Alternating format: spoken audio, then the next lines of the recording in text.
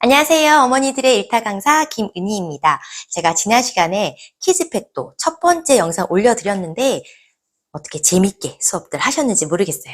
자, 원래는 제가 지난 시간에 수 세기와 수 나타내기를 살짝 한꺼번에 지나가려고 했으나 아플싸 제가 수 나타내기에서 어머니들의 뒷목을 잡게 하는 문제가 있다는 걸 깜빡했어요.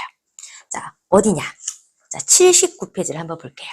자, 79페이지를 보면 이 문제, 확인 1번이 어머니들의 뒷목을 잡게 하는 문제가 됩니다. 자, 수 나타내기는 사실 할 게 별로 없어요.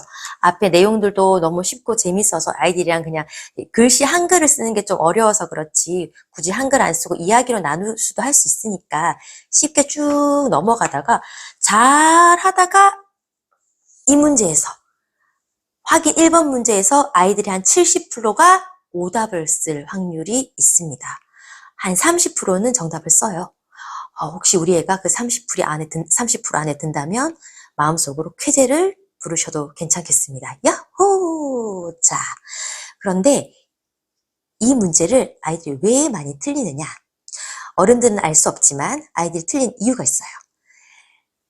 그리고 약간 문제가 애매한 것도 있어요. 왜 그런지 알려드릴게요.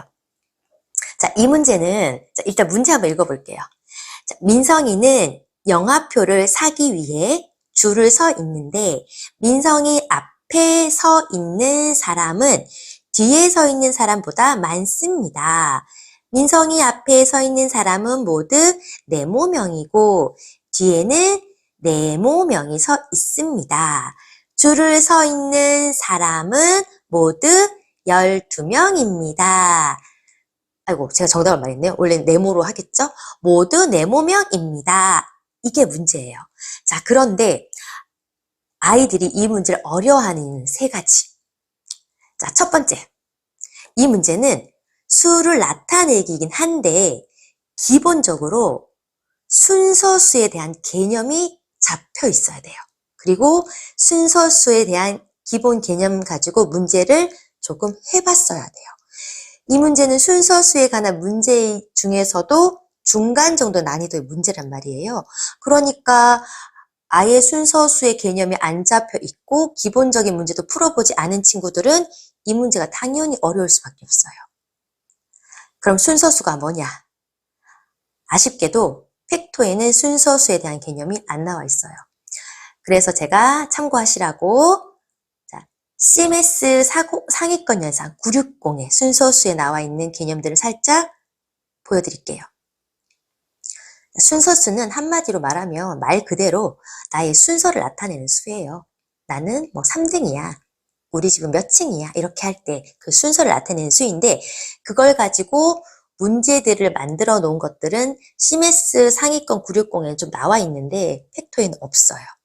그래서 혹시 그런 문제들을 좀 더 풀리고 싶다 하시는 분들은 CMS 960 연산, 상위권 연상 P단계 보시면 나와 있긴 한데 굳이 그것까지 찾아볼 필요는 없고 제가 이따가 조금 어떻게 응용할 수 있는지 알려드릴게요. 일단 첫 번째 요인은 그렇습니다. 첫 번째 요인은 기준수에 대한 개념이 안 잡혀 있다. 자, 두 번째 이유는 이 문장 때문에 그래요. 이 문장이 아이들이 기존의 스토리북에서 읽던 그 문장의 흐름과는 다른 거예요. 자, 아이들이 보는 스토리북으로 보통 문장을 보면 이렇게 되는 거죠. 민성이는 친구들 12명과 함께 영화표를 사기 위해서 줄을 섰습니다. 줄을 서고 보니 앞에는 몇 명이 있고 뒤에는 몇 명이 있고 이렇게 했습니다. 이렇게 가야 되는 게 맞는데 문장의 흐름이 흔들려져 있죠. 마치 영어에서 4형식만 공부하다가 5형식을 처음 했을 때 뭔지는 알겠는데 정확하게는 해석이 안 돼. 그거랑 똑같은 거예요. 그래서 아이들이 기존에 보던 스토리북과의 이 문장의 흐름이 다르기 때문에 애들이 어렵다. 자, 세 번째. 이 연령의 아이들은 아직 추론 능력이 완전하게 발달하지 못했어요. 그래서 우리가 보기에는 여기 있는 빨간 모자 문제나 이 문제나 비슷해 보이지만 완전 난이도가 달라요. 이 빨간 모자에 대한 것들은 아이들이 사전 지식도 있고 친절하게 그림도 나와 있어요. 그런데 이 문제는 기본 사전 지식이, 기준수에 대한 지식이 없는 애들, 없는 데다가 그 다음에 그림도 안 나와 있어. 내가 추론해서 그 상황을 논리적으로 정리해서 넣어야 된단 말이에요. 문제 답을 적어야 된단 말이에요. 그러니까 당연히 어렵죠. 그러면 어떻게 할까? 우리가 이 세 가지를 정리해서 기본적인 문제를 조금 연습시키면 되죠.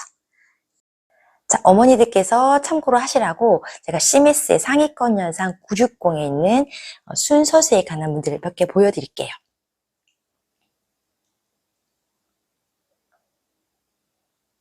자, 이렇게 순서수를 찾는 문제가 기본이 되는 거예요. 왼쪽에서 몇 번째, 오른쪽에서 몇 번째, 이런 식으로. 보이시죠? 그리고 이걸 스토리처럼 만들어서 문제화시킨 것들. 이런 유형의 문제들인 거예요. 자, 근데 이걸 전부 다 지면을 가지고 문제를 하면 애들이 힘드니까 우리가 할 수 있는 방법은, 제일 좋은 방법은 집에 있는 인형들이나 뭐 자동차 같은 거 줄 쭉 세워놓고 미션 주는 거죠. 뭐 토끼 인형은 앞에서 두 번째, 강아지는 뒤에서 세 번째 줄 세우기, 뭐 이런 미션들, 아니면 뭐 자리 바꾸기 미션, 줄 세워서 자리 바꾸기 미션, 아니면 뭐 줄 쭉 세운 다음에 앞에서 세 번째, 뒤에서 몇 번째 있는 친구에게 뭐 해주기, 뭐 이런 식으로 인형들이나 장난감처럼 아이들이 익숙한 물건들 가지고 활동을 살짝 해보면 금방 익혀요. 자, CMS 연산 960에 나오는 문제들을 어머니께 참고로 하시고, 자, 그리고 960 연산에도 나오지 않고 팩토에도 나오지 않지만, 자, 79쪽에 이 문제를 풀기 위해서 거쳐야 하는 중간 수준의 문제가 있어요. 의외로 애들이 이거 모를 수 있거든요. 이거를 제가 문제화해서 어머니께 한번 보여드릴게요. 어떤 식이냐면 CMS에서는 그 순서수 기준이 되는 문제만 찾은 거예요. 근데 그 기준이 아니라 그 기준을 두고 앞뒤에 있는 수를 파악하는 문제는 CMS에도 없기 때문에 그거 한번 해볼게요. 예를 들면 스토리처럼 이렇게 만들 수 있겠죠. 민성이는 친구들 8명과 함께 놀이동산에 갔습니다. 줄을 서고 보니 민성이는 5번째 서게 되었어요. 요거는 CMS에 있는 문제 응용해서 뭐 앞에서 몇 번째 서게 되었어요. 뭐 이렇게 해주셔도 되고, 이걸 또 문제처럼 만들어도 되죠. 근데 CMS에서 안 나오는 문제, 포인트 짚어야 될 건 뭐냐면, 민성이는 5번째 서게 되었어요. 민성이 앞에는 몇 명이 있나요? 민성이 뒤에는 몇 명이 있나요? 이 문제는 CMS에도 나오지 않는 문제예요. 근데 79쪽의 문제를 풀기 위해서 필요하고, 사고력 문제 중에서 이런 걸 묻는 문제들이 간혹 있어요. 이렇게 한번 이런 식의 문제도 이야기를 만들어서 아이랑 충분히 해보시면 좋겠네요. 그 다음에 79쪽으로 넘어가서 문제를 푼다면 애들이 굉장히 쉽게 풀 수 있을 거고, 마지막에 79쪽에 있는 이 확인 1번 문제를 잘 풀었어. 와, 박수 쳐줘야죠. 자, 마지막에 한 문제를 던져줄 수 있어요. 그럼 민성이는 몇 번째 서 있을까? 심화 문제를 던져줄 수 있겠습니다. 자, 아이들과 심화 문제까지 해보시고 저는 다음 영상에서 뵐게요.